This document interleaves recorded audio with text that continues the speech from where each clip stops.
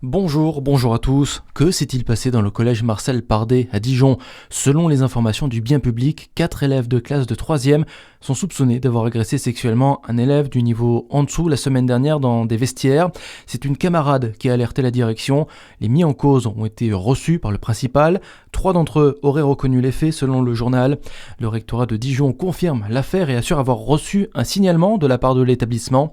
Une enquête administrative sera conduite. En attendant, un conseil de discipline doit se tenir contre les mises en cause.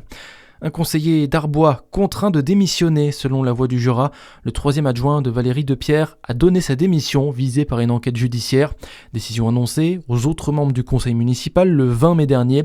Le parquet n'a pas donné plus de détails sur l'enquête. L'élu reste présumé innocent. La maire Valérie Depierre assure avoir pris les mesures exigées par la loi. On a encore dépassé les 30 degrés hier, 31 précisément en milieu d'après-midi à Lons-le-Saunier, 31 aussi à Dole. Un épisode de chaleur qui devrait se traduire par de nouvelles températures élevées aujourd'hui. Et conséquence de ces fortes chaleurs, la qualité de l'air est mauvaise dans le Jura, la Côte d'Or et la Saône-et-Loire selon l'organisme de relevé Atmo. Une pollution à l'ozone est constatée autour de Lons-le-Saunier, Chalon-sur-Saône et Beaune. Ailleurs dans la région, la situation est dégradée.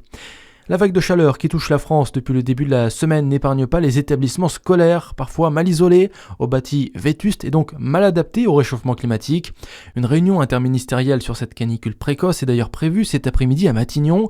Un rendez-vous tardif, illustration du manque d'anticipation du gouvernement sur le sujet, selon la secrétaire générale du SNES-FSU, Sophie Vénédité. Cette réunion interministérielle, 48 à 72 heures après qu'on ait repris les cours dans ces conditions-là, ça montre bien la grande désinvolture, une forme de mépris, comme si on avait pu passer 48 à 72 heures dans ces conditions sans problème.